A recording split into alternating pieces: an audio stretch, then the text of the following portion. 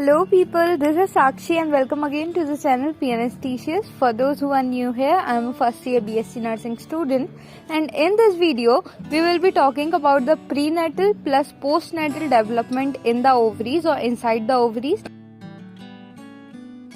So please don't forget to hit the subscribe button below and now without any further delay, let's get started.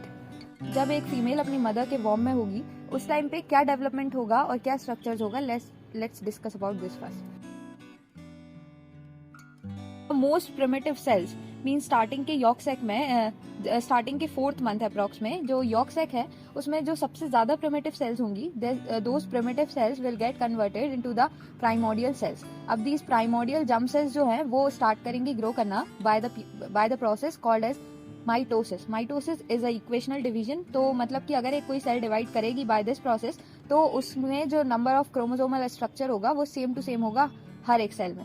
So those primordial germ cells will start to grow or will start to proliferate at that time by mitosis. और उसके बाद जब वो proliferation हो जाता है then they are migrated to the gonads. So primordial germ cells जो होती है उस टाइम पे वो एक 1n मतलब 23 paternal chromosomes plus 23 maternal chromosomes which makes the 1 capital N and 1 capital N making the sum total of 2 capital N diploid chromosomes and diploid structure. उसके बाद these primordial germ cells will start to proliferate and in that next process after doing the mitosis एक flat epithelial cells की layer उसके around form हो जाएगी और that epithelial cell और flat sales layer is derived from the epithelium of ovary itself.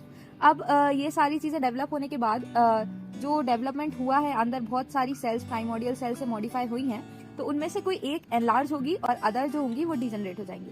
Eight that time it again starts to do the mitosis and it again starts continue to grow. अब उस time पे जब एक develop ज्यादा हो चुकी होगी उस टाइम पे जब अदर डिजनरेट हो जाएंगी तो हम उस स्ट्रक्चर को प्राइमरी oocyte बोलेंगे. इसके बाद जब प्राइमरी oocyte भी ग्रो करेगी so these primary oocyte will continue to grow but इस टाइम पे ये मियोटिक डिवीजन में एंटर करने वाली है. Meiotic division is the reductional division means अगर 46 क्रोमोसोम्स हैं तो वो डिवाइड होके 23 बचेंगे.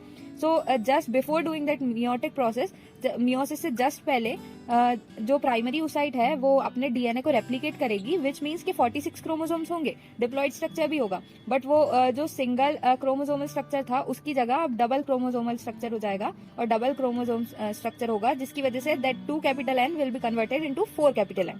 अब इसके बाद that primary oocyte will continue to grow और वो फर्स्ट मियोटिक डिवीजन में एंटर करेगी. इस टाइम पे उसके पास डुप्लीकेटेड डीएनए होगा बट जस्ट उसी टाइम पे ये मियोटिक डिवीजन जो है ये अरेस्ट हो जाता है मेनली प्रोफेज 1 स्टेज में और प्रोफेज 1 की एग्जैक्टली डिप्लोटीन स्टेज में. अब ऐसा क्यों हुआ? ये जो प्रोसेस है अब इसके आगे की प्रोसेस सिर्फ तभी कंटिन्यू हो पाएगी जब एक फीमेल अपनी प्यूबर्टी को अटेन करती है. So firstly on the 5th और 6th मंथ वो सिर्फ और सिर्फ 2 मिलियन की काउंटिंग में होते हैं अप्रॉक्स. लेकिन जब एक फीमेल अपनी प्यूबर्टी को अटेन करती है तो सिर्फ और सिर्फ 40,000 approx oocytes will be remaining और सिर्फ उतने ही बचे होते हैं, बाकी सारे डिजनरेट और एब्जॉर्ब्ड हो चुके होते हैं. सो अब जब एक फीमेल ने अपनी प्यूबर्टी को अटेन किया है तो उस टाइम पे सारी चीजें कन्वर्ट हो चुकी है, सारे ऊजोनिया जो हैं प्राइमरी oocyte में कन्वर्ट हो चुके हैं. मतलब कि आफ्टर बर्थ कोई भी न्यू ऊजोनिया फॉर्म नहीं होता है, सिर्फ जितने प्रोफेज 1 में अटके हुए थे उनकी फिर से ग्रोथ स्टार्ट होती है when a female attains her puberty. So starting में 40,000 प्राइमरी oocytes हैं हमारे पास और वो अरेस्टेड है prophase 1 at the diplotene stage. अब हर महीने when a female attains a puberty every month there will be 15 to 20 primary oocytes that will start to grow, primary follicles we will see here. So starting में जब हमारे पास वो सारी चीजें arrested है तो उन्हें हम बोलेंगे प्राइमोडियल फॉलिकल्स. अब हमें ध्यान ये देना है कि स्टार्टिंग में जब हमने बिफोर बर्थ बात की थी तो those are primordial germ cells और यहाँ हम बात कर रहे हैं प्राइमोडियल फॉलिकल्स की. तो ये दोनों डिफरेंट चीजें हैं. अब primordial follicle start to develop, अब उसके अराउंड और ज्यादा थीका सेल्स और थीका फ्लैट सेल्स की लेयर फॉर्म होगी. हर महीने 5 से 15 जो है प्राइमरी फॉलिकल वो ग्रो करना स्टार्ट करेंगे और जब एक प्राइमोडियल फॉलिकल प्राइमरी फॉलिकल में कन्वर्ट होता है तो वो इंटरनल फैक्टर्स की हेल्प से ग्रो करता है. लेकिन जब एक प्राइमरी फॉलिकल भी डिवाइड करना और ग्रो करना स्टार्ट करता है तो इस टाइम पे वो FSH की हेल्प से ये चीज पॉसिबल कर पाता है. अब before moving to the next section let's discuss कि FSH चीज या FSH हार्मोन कहाँ से आता है. In the starting we will discuss that how these hormonal sections और how these hormonal secretions are controlled. Actually हमारे मूड्स डिपेंड होते हैं from a system which is known as the limbic system of our brain. ये limbic system hypothalamus को guide करता है और secretion में हेल्प करता है। हाइपोथैलेमस के पास 2 टाइप के न्यूक्लियसेस होते हैं। These nucleuses are a arc shape nucleus, जिसको हम आर्कुएट न्यूक्लियस बोलेंगे, प्लस सर्कुलर शेप न्यूक्लियस, जिसे हम प्री ऑप्टिक न्यूक्लियस बोलेंगे। अब ये दोनों टाइप के न्यूक्लियस, मेनली आर्कुएट न्यूक्लियस के पास जीएनआरएच रिलीजिंग फैक्टर्स होते हैं, जो कि बाद में जीएनआरएच को रिलीज करेंगे। अब जीएनआरएच का फुल फॉर्म होता है gonadotropin releasing hormone. So arcuate nucleus will release them और प्री ऑप्टिक न्यूक्लियस उनकी हेल्प करेंगे।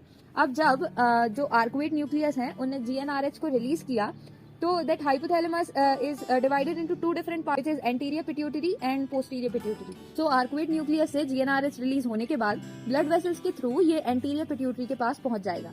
अब anterior pituitary after getting the GnRH factor ये सारे हार्मोन को लेने के बाद 2 हार्मोन रिलीज करेगा, which is LH and FSH. LH stands for luteinizing hormone as well as the FH stands for follicular stimulating hormone. सो जैसा कि इट्स नेम इज डिस्क्राइबिंग कि ये फॉलिकल को स्टिमुलेट करता है, वो हार्मोन है।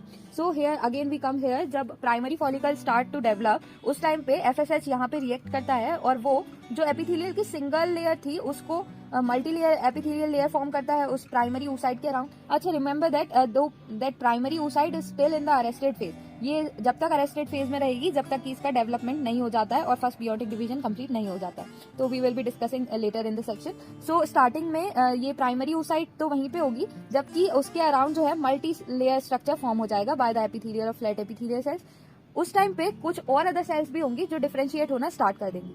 अब at that time when all other cells are also differentiating, that primary और that oocyte which is arrested in that phase, that oocyte will start to secrete something। मतलब वो oocyte अपनी अंदर से लेके बाहर की साइड में कुछ ग्लाइकोप्रोटीन सीक्रेट करना स्टार्ट करेगा, and this will happen and this will be same in the epithelial cells too, but the difference will be epithelial cells भी उसी तरीके से ग्लाइकोप्रोटीन्स लेयर सीक्रेट करना स्टार्ट करेगी, बट वो ग्लाइकोप्रोटीन्स वो बाहर से अंदर की साइड स्टार्ट करेगी सीक्रेट करना।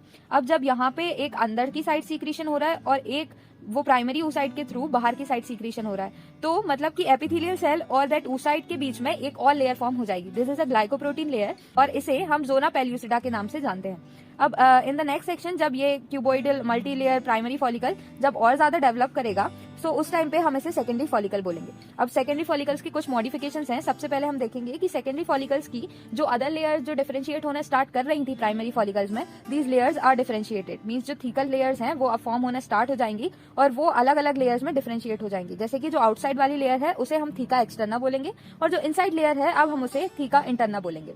एक और जो मॉडिफिकेशन है वो हम देखेंगे कि अब जो प्राइमरी फॉलिकल है और जो प्राइमरी फॉलिकल था सेकेंडरी फॉलिकल में कन्वर्ट होने के बाद वो उसका साइज इंक्रीज हो गया है, प्लस उसमें अब एक फ्लूइड फिल्ड कैविटी है जिसे हम एंट्रम बोलेंगे। अब प्राइमरी फॉलिकल के अराउंड जो सेल्स बची हुई हैं उन्हें हम क्यूमुलस ऊफोरस बोलेंगे और बाकी की जो सेल्स हैं जो जस्ट थीका इंटरना के बाद है उनको हम लोग बोलेंगे ग्रोमेल्यूसा और ग्रेनुलोसा सेल्स। तो अब उसके बाद primary oocyte is still arrested in the prophase 1। अब जब सेकेंडरी जो फॉलिकल है वो और ज्यादा डेवलप होगा, सो एट दैट टाइम पर्टिकुलरली कुछ नई चीजें डेवलप होंगी, बट उससे पहले हम कुछ अदर चीजों को देखेंगे। These will be again the hormonal actions.